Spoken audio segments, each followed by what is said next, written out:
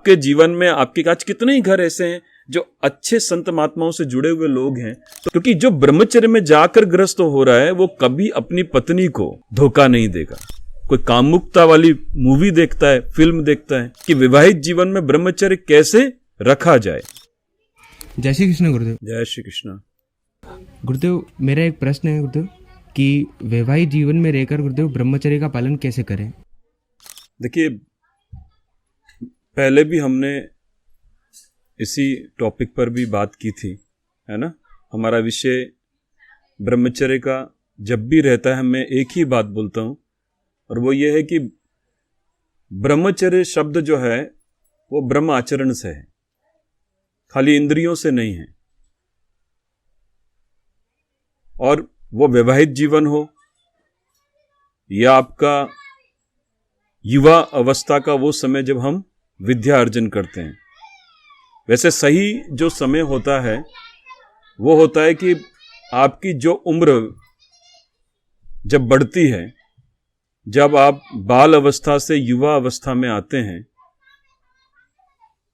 तो ये समझिए कि बाल अवस्था में तो हमें कुछ भी ज्ञान नहीं होता, हमारे अंदर तामसिक ऊर्जा ही नहीं होती है। इसलिए बच्चों को कैसा अपन बोलते हैं कि बच्चे जो है, छोटे बच्चों में भगवान का स्वरूप होता है। क्यों? परमात्मा जो है वो निर्मल है। तो निर्मल जनमन सो मोहि पावा, मोहि कपट छल छिद्र न भावा। तो निर्मल मन किसका है? एक बालक का। उसके लिए कोई बुरा चीज नहीं है, कोई दुश्मन नहीं है उसके लिए।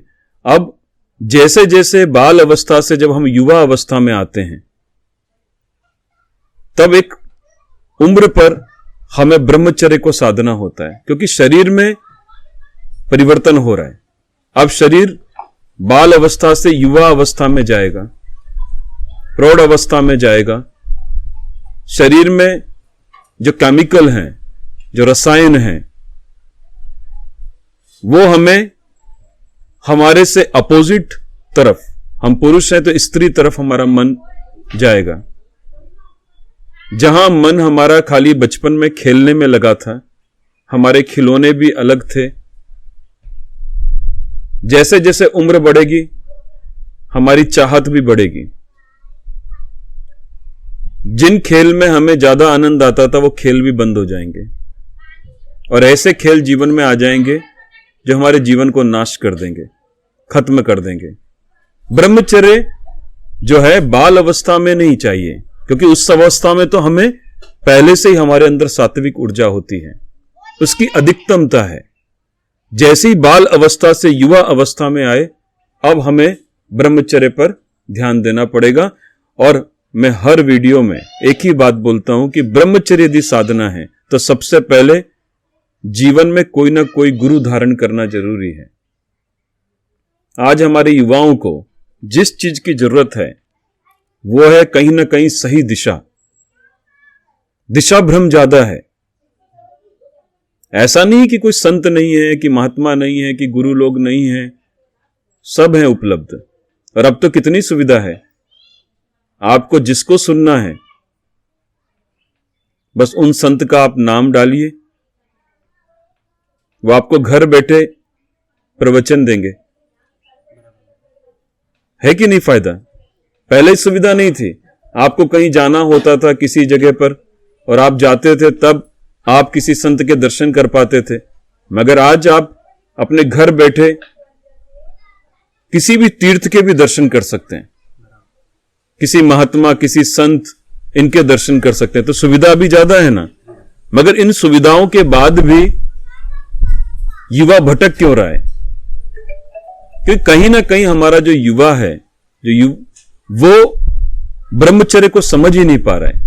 जितने भी लोग जो सर्चिंग पर लगे हुए हैं, जो सर्च कर रहे हैं अपने मोबाइल में, वो ऐसी चीजें ज्यादा देख रहे हैं जिन चीजों में कामुकता ज्यादा है।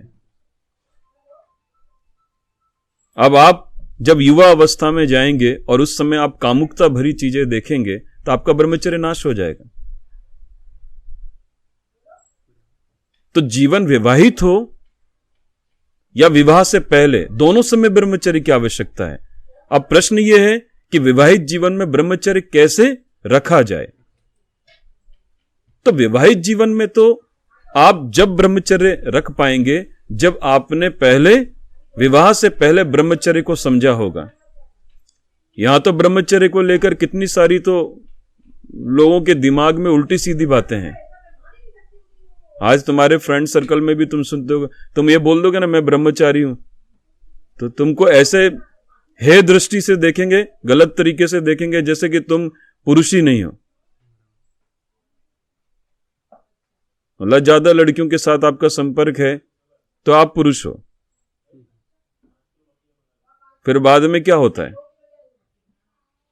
बाद में जब आपका वैवाहिक जीवन स्टार्ट होता है, जब प्रारंभ होता है, वहां आप अपने शरीर में कमियां महसूस करते हैं, कमजोरी अनुभव करते हैं। क्यों? क्योंकि आपने विवाह से पहले ब्रह्मचर्य को नहीं समझा। अपने शरीर का सबसे मूल्यवान जो धातु था, जो मूल्यवान आपका जो शरीर का जो ताकतवर, जिससे आप ताकत बढ़ रही थी आपके शरीर में, उसको आपने क्या किया? नालियों में फेंक दिया। कैसे फेंका? कामुकता की चीजें देखकर। ऐसे लोगों के साथ हो गए और उस वीर्य का महत्व ही नहीं समझा। और अब वो व्यक्ति जब विवाह के समय में आएगा तो उसमें ना तो क्षमता है, ना उसमें ऐसी बुद्धि है, ना उसमें विवेक है, कुछ भी तो नहीं है। क्योंकि जीवन में ना गुरु आए और ना जीवन में ब्रह्मचर्य आया। तो ब्रह्मचर्य सदे कैसे? तो हर युवा को विवाह से पहले जीवन में किसी ना किसी को अपना गुरु बनाना चाहिए। सबसे पहले ब्रह्मचर्य के नियम पर चलना चाहिए, वो स्त्री हो या पुरुष हो। ऐसा नहीं कि पुरुष के लिए ही है। कहते हैं ना, एक नारी सो परम ब्रह्मचारी। यदि विवाह करेंगे तो एक से करो ना आप। और युवा अवस्था में हो तो आप अपने ब्रह्मचर्य की रक्षा कर रहे हो। तब हर स्त्री जो आपके साथ पढ़ रहे हैं वो सब लड़कियां आपके लिए पवित्र हैं। हमें उनके बारे में गलत नहीं सोचना है। मगर ये शिक्षा देगा कौन? कौन सा स्कूल देगा? जहां पर गुरु पद्धति से कोई आपको अध्ययन करवा रहे हैं, ऐसे अध्यापक जो खुद भी ब्रह्मचर्य जीवन से निकलकर ग्रस्त में आए, तो वही तो आपको बताएंगे। कामुकता से भरे हुए लोग आपको ब्रह्मचर्य का पाठ नहीं बताएंगे, उल्टा बताएंगे। हमारे जैसे हम भी कुछ बोल रहे होंगे या कोई संत महात्मा समझा रहे होंगे तो उसमें भी लोग गलत गलत कमेंट्स करते हैं, उल्टा सीधा कुछ बोलते हैं। क्यों बोलते हैं? वो चाहते ही नहीं है कि हमारी युवा पीढ़ी ब्रह्मचर्य को समझे। कई लोग तो भटकाने में भी हैं, यूट्यूब पे गलत वीडियोस डालते हैं, युवाओं को भटकाते कि इससे कुछ नहीं होता है, ये तो खाली एक फ्रस्ट्रेशन दूर करने के लिए। तो इसी से होता है, दारू से, सिगरेट से, इन सब चीजों से ही होता है सारी चीजें। ये तो गलत है ना। आपको मैं गलत चीज खाने को दूं तो खा लोगे क्या? जैसे तुम्हें कड़वी चीज नहीं पसंद है और मैं तुम्हें कड़वी चीज दूं तो तुम खाओगे क्या? क्यों नहीं खा रहे हो कड़वी चीज? कड़वी लगती, तुम्हें मीठा पसंद है, बराबर। तो वहां भी तो तुमने बुद्धि लगाई, फिर यहां बुद्धि नहीं लगाते हो। यार मैं क्या कर रहा हूं, मेरा जीवन क्या हो सकता है। आज लोग बोलते हैं कि अरे आप स्ट्रेस में हो, तो स्ट्रेस में हो तो क्या हम अपने शरीर को नुकसान थोड़ी पहुंचाएंगे हैं? तो ये जो विद्या है, जो ये समझ है, ये कहीं ना कहीं हमारे युवाओं में की कमी है अभी। और जरूरत है, दूसरे के शरीर को देखने की जरूरत है, महसूस होती है उसको। तो क्या करता है वो वीडियो, वैसे वीडियो देखेगा, वैसी कामुकता की चीजें देखेगा।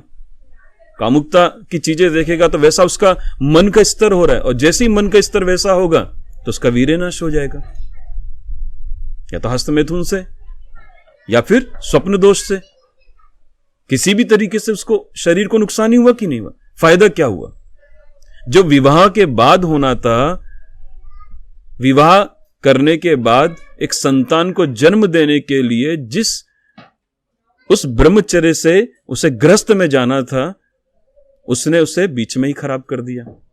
मगर उस चिंता की बात नहीं है। चिंता जब है जब समझ नहीं आई। इसलिए कहीं ना कहीं एक युवा को हमारे जितने भी युवा हैं, उनके जीवन में कोई ना कोई गुरु, सदगुरु होना बहुत जरूरी है। उनके जीवन में यथार्थ गीता का होना जरूरी है। उनके जीवन में योग दर्शन का होना जरूरी है। उनके जीवन में कोई दिशा निर्देश करे, ऐसे संत महात्मा सदगुरुओं का होना जरूरी है। यही समझा सकते हैं, हर कोई नहीं समझा सकता इन विषय पर, क्योंकि वो इन विषय को भोग रहा है। एक दारू पीने वाला व्यक्ति दारू के खिलाफ कैसे बोलेगा? एक सिगरेट पीने वाला व्यक्ति सिगरेट के खिलाफ कैसे बोलेगा? बराबर। एक गाली देने वाला व्यक्ति आपको अच्छे शब्द कैसे बोलेगा? एक बुरा व्यक्ति आपको अच्छा रास्ता कैसे बताएगा? वो तो भटकाएगा ही आपको। आपने देखा होगा, कभी कभी हम लंबी जब यात्रा करते हैं, उन लंबी यात्राओं में देखना, किसी से हम रास्ता भूल गए। कभी कभी ऐसे लोगों से हमारा पाला पड़ जाता है और हम उनसे पूछते हैं, यार हमें उस जगह पर जाना है, तो आप हमें रास्ता बताएंगे? तो वो क्या बोलेगा? गलत रास्ता बता देगा और फिर हंसेगा भी। और जब उसका पास वाला पूछेगा, यार तूने उसको गलत रास्ता बता दिया, तो क्या बोलता है वो? अरे मजा आएगा बहुत, साले भटकने दो इसको। आज हर युवा भटक रहा है कि नहीं? आज तुम उस एज में देख रहे होगे अपने दोस्तों को, कोई हस्त मैथुन में लगा हुआ है, कोई कामुकता वाली मूवी देखता है, फिल्म देखता है। तो ये सब चीजें क्या कर रही है? हमारी आने वाली युवा पीढ़ी को नाश कर रही है। आप ऐसा कुछ देखिए ही मत जो आपको गलत चीजों के प्रति प्रेरित करे।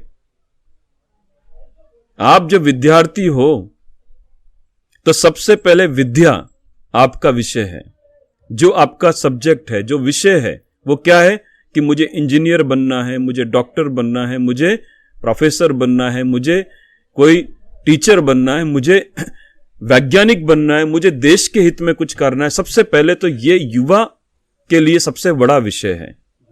उससे सबसे पहले अपने आप को जमाना है, अपने आप को सफल बनाना है। और वो लग किस तरफ गया? गलत में लग गया, गलत चीजों में चला गया। तो यहां हमें बचना है। अब ये जो युवा हुआ, वयस्क हुआ, ये कहां जाएगा? गृहस्थ में। तो ये इससे पता है कि मैंने ब्रह्मचर्य किया है, तो ये ब्रह्मचर्य का महत्व समझता है। और जब ये गृहस्थ में जाएगा, तो गृहस्थ में तो ये पहले से ब्रह्मचारी था, अब गृहस्थ में जाएगा तो व्यभिचारी थोड़ी बनेगा। ये तो सन्यासी जैसा जीवन हो गया उसका, बराबर कि नहीं? वो उसका, क्योंकि जो ब्रह्मचर्य में जाकर ग्रस्त हो रहा है, वो कभी अपनी पत्नी को धोखा नहीं देगा, झूठ नहीं बोलेगा। लोग तो अपने मोबाइल में भी इतने सारे लॉक लगा के रखते हैं। क्यों? अपनी पत्नी से भी लॉक लगा के रखे हुए मोबाइल में। इसका मतलब किसी और का नंबर है, उसमें कुछ और है। जो लाइफ पार्टनर है आपका, जो आपकी पत्नी है, धर्म पत्नी है, जिसके साथ आपने जीवन जीने के लिए 7 फेरे लिए हैं, ठीक है, ऐसे पवित्र अग्नि के 7 फेरे लेकर आप वैवाहिक जीवन में गए। अब ऐसे वैवाहिक जीवन में जिसने किसी संत महात्मा की सेवा करी, किसी साधु की सेवा करी और अच्छी चीजें सीखकर योग बल से योग किया, योग बल से वो आगे गया, और जब गुरु ने कहा अब जाओ, अब ग्रस्त हो जाओ, और जब वो ग्रस्त हुआ तो वो ब्रह्मचर्य का पालन करेगा। तो ब्रह्मचर्य का पालन का मतलब ये नहीं है कि वो अपनी जो स्त्री है, धर्मपत्नी है, उसके साथ में जो है किसी तरह का कोई ये जो संभोग का जो क्रिया है वो पूरी नहीं करेगा, ऐसा नहीं।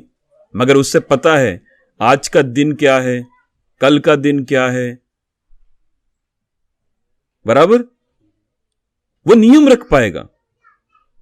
अपने वीर की रक्षा करते हुए वो पूरी तरह से जो है अपने वैवाहिक जीवन को भी सुखमय करेगा। उसे पता रहेगा कि यार आज की तिथि क्या है। हमारे धर्म जो शास्त्र हैं, जो हमारी भारतीय संस्कृति है, उसमें कितने नियम है। नहीं है? गृहस्थ के भी तो नियम है। है कि नहीं है? जैसे आप यदि नारद पुराण को देखते हैं तो उसमें भी देखो, नारद भगवान ने क्या बोला है, ऋतु भी देखनी पड़ती है ना, समय भी देखना पड़ता है, तब अच्छी संतानों का जन्म होता है। आज किसी अच्छे ब्राह्मण से आप पूछेंगे तो पहले जो है मतलब गर्भधान विधि होती थी।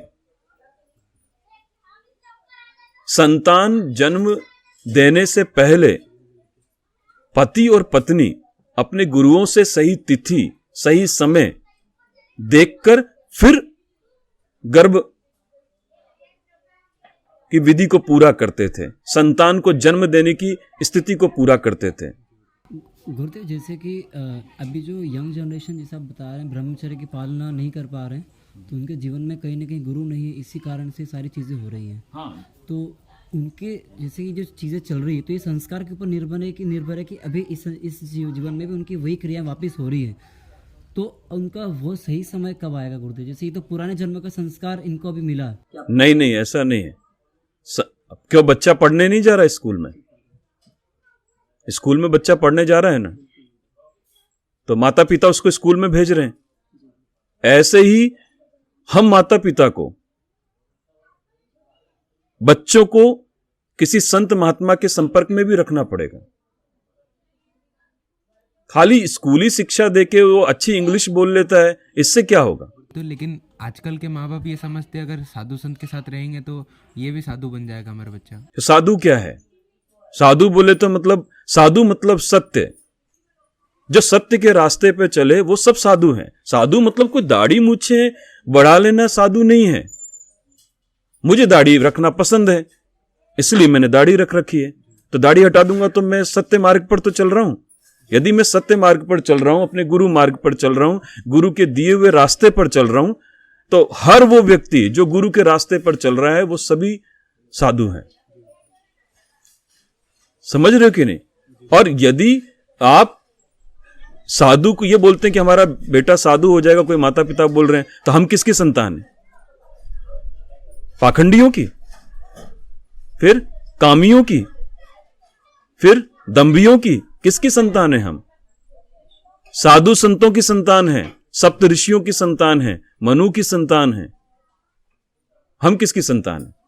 इसका मतलब हम राक्षसों की संतान, फिर देवों की तो संतान है। तो देव कौन है? जिन्होंने अपनी इंद्रियों को वश में किया। बराबर कि नहीं? यदि माता पिता ये बोलते हैं कि साधु संतों के साथ रखकर हमारा बच्चा बिगड़ जाएगा, इसका मतलब साधु संतों के साथ बिगड़ जाएगा, तो फिर किसके साथ रखोगे? जुआरी के साथ, शराबी के साथ, हैं? किसके साथ रखोगे अपने बच्चों को? फिर तो माँ बाप ये सोचते हैं कि हमारा बच्चा घर में ही रहे, हमारे सामने ही। तो माता पिता के घर के सामने ही तो रह रहे, तो बच्चा पढ़ने कहीं नहीं जाएगा। शिक्षा के लिए आप स्कूल नहीं जाते हो, हैं? यदि माता पिता कोई ये सोचते हैं कि उसका बच्चा किसी संत महात्मा के संपर्क में आने से बिगड़ सकता है, तो महामूर्ख है वो।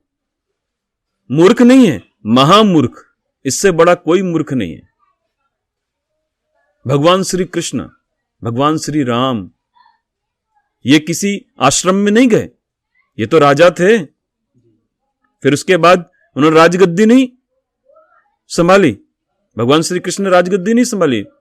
आज बड़े बड़े राजा महाराजा थे, उनके जीवन में उनके गुरु नहीं थे।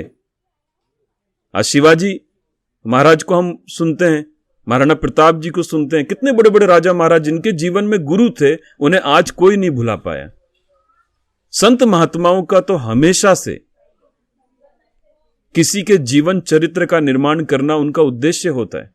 धर्म संस्थापनार्थाय, धर्म की स्थापना करने के लिए, धर्म क्या है? परमात्मा। इसकी स्थापना करने के लिए हमारे हृदय में संत महात्मा कार्य करते हैं। संत महात्मा के पास में रहकर कभी किसी का कोई नुकसान हो ही नहीं सकता। अनर्थ कैसे हो जाएगा? जिसको संत बचा रहा है, और वो संत का बचा हुआ व्यक्ति जब ग्रस्त में जाएगा तो अपनी पत्नी के साथ भी वफादार होगा, अपनी मां के साथ वफादार होगा, अपनी बहन के साथ वफादार होगा, अपने पड़ोसी के साथ अच्छा होगा उसका व्यवहार। बराबर? क्योंकि उसके अंदर कभी द्वेष का भाव नहीं होगा। और अपने धर्म के प्रति वो मजबूत होगा, अपने देश के प्रति मजबूत होगा। ये सब कौन देगा? और सड़े गले लोग जो दारू पी रहे हैं, सिगरेट पी रहे हैं, गलत काम कर रहे हैं, व्यभिचार कर रहे हैं, उनके साथ संगति करोगे, मूवी दिखा रहे हैं, उनके साथ संगति करोगे, क्या सीखेंगे हम उनसे? उनके पास क्या है ऐसा जो वो हमें दे सकते हैं? और रही बात संत महात्मा की, तो संत महात्मा से डरना नहीं है, संत महात्मा ही सबसे प्रिय होने चाहिए। उनका जीवन चरित्र यदि हमने समझ लिया तो हमने तो सबसे बड़ी खोज कर ली परमात्मा के लिए, नहीं करी? ये तो वैज्ञानिक हैं, हमारे देश के सारे वैज्ञानिक थे। आज चिकित्सा शास्त्र देख लो, आयुर्वेद देख लो, कुछ भी उठा लो, नृत्य कला देख लो, इनके पुरातन में जाओ आप, हर चीज की कला में, तो सारे साधु संत जैसे ही तो दिखते थे। तो साधु संत मतलब बोले तो वैज्ञानिक, जिन्होंने परमात्मा की खोज करी, जिन्होंने परमात्मा खोजा। और इसलिए मेरा सभी माता पिता से यह निवेदन है कि अपनी संतान को अच्छे स्कूलों में तो शिक्षा दें, उसके साथ साथ हमें किसी ना किसी संत महात्मा के सानिध्य में जरूर उन्हें रखना चाहिए। भले जैसे 2 महीने की छुट्टी लगी तो 2 महीने की छुट्टी में आप अपने को किसी सेवा में लगा दो, किसी संत महात्मा की सेवा करने दो। उससे जो आपके जीवन में परिवर्तन आएगा वो आप सोच भी नहीं सकते हैं। आप यदि मानो कि हमसे संपर्क में, तो आप किसी लड़की को छेड़ेंगे क्या? नहीं छेड़ेंगे। क्यों नहीं छेड़ते हो? हमें वो भावना ही नहीं आएगी मन में, ऐसी गलत चीजें ही नहीं आएगी मन में। हाँ, क्योंकि आपको ये समझ में आ गया यार, ये भी तो किसी की बहन है यार, मैं इसको क्यों छेड़ूं? ठीक है, माता पिता जिसे हमें पसंद करेंगे उसके साथ विवाह करेंगे, बराबर कि नहीं? और जब हम ऐसे जीवन जीते हुए चरित्र का निर्माण करेंगे तो हमें पता होगा कि हमें ग्रस्त जीवन में कैसे परमात्मा को मानकर गृहस्थी पूरी करनी है। ब्रह्म आचरण ब्रह्मचर्य है ना, तो परमात्मा को छोड़ नहीं पाओगे फिर आप। आपके जीवन में आपके आज कितने ही घर ऐसे हैं जो अच्छे संत महात्माओं से जुड़े हुए लोग हैं, तो उनके घर में पूजा, ध्यान, साधना, भगवान का जैसे खुद रह रहे हैं वैसे भगवान को उनके घर में रखते हैं। वो देखते हैं कि नहीं, अच्छे बुरे दोनों हैं, तो उनके जीवन में कहीं ना कहीं संत हैं, महात्मा है। तो ब्रह्मचर्य जीवन गृहस्थ में बहुत जरूरी है। इसलिए देखो, मानो कि कोई ऐसा दिन है जैसे मंगलवार हो गया या बुधवार, हर दिन वैसे भगवान का है, मगर कभी कभी कोई ऐसी तिथि पड़ती है, कभी कभी कोई जैसे आपकी एकादशी हो गई, कोई ऐसा तिथि आ गई, तो आप ब्रह्मचर्य जीवन जीकर गए थे, तो आपको पता है कि यार इस तिथि पर मुझे ये चीज नहीं करनी है। आज होता है कि नहीं, इस दिन नाखून नहीं काटेंगे, इस दिन बाल नहीं काटेंगे, इस दिन हम ऐसे नहीं रहेंगे, इस दिन हम ऐसा करेंगे। ये सब चीज क्या है? ये सब गृहस्थ के ही तो नियम है। सन्यासी को तो किसी नियम की आवश्यकता ही नहीं है, क्योंकि वो तो पूरे दिन वही सब चीजें कर रहे हैं, नहीं कर रहे हैं, वो पूरे दिन वही सब चीजें करते हैं, उन्हें किस चीज की आवश्यकता है? तो गृहस्थ में ब्रह्मचर्य रखने से आपकी इंद्रियां और ज्यादा मजबूत हो जाएंगी, बलवान हो जाएंगी, आपकी बुद्धि विद्या का स्तर और बढ़ जाएगा। अभी तो सोचते ही होंगे, फिर आप गृहस्थ में रहकर ज्यादा अच्छा सोचेंगे। इसलिए गृहस्थ में ब्रह्मचर्य को धारण करना उसी के लिए आसान है जिसने युवा अवस्था में ब्रह्मचर्य का ढंग से पालन किया है। और वैसा व्यक्ति यदि गृहस्थी में जाएगा तो उसकी संतानें कैसी होंगी? सोचो, अच्छी संतान होंगी। और क्या होगा? अब आप बोलेंगे नहीं तो इतने सारे लोगों की संतानें अच्छी तो हैं, है ना?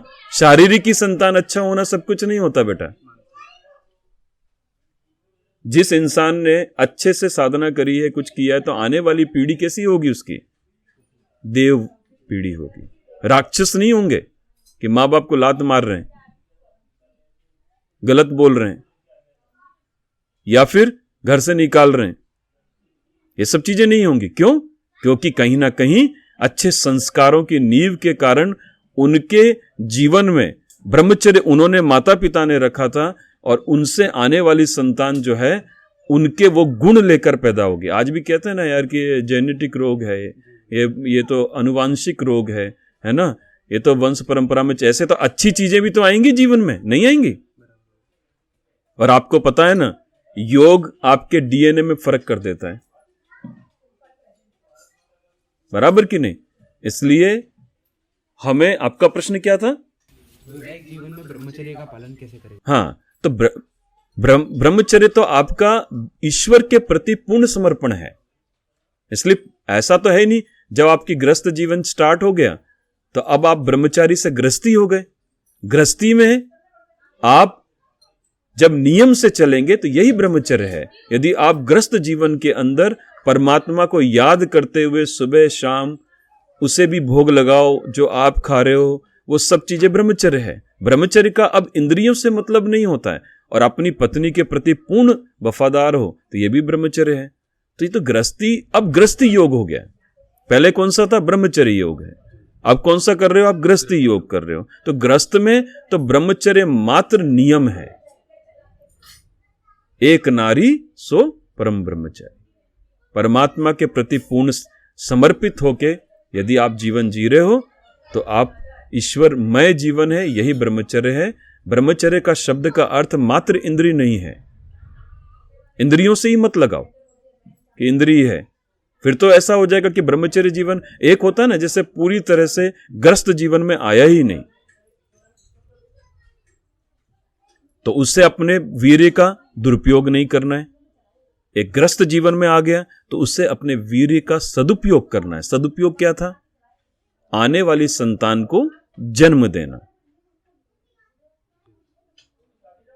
कुछ तो समय निकाल आत्मशुद्धि के लिए, कुछ तो समय निकाल आत्मशुद्धि के लिए।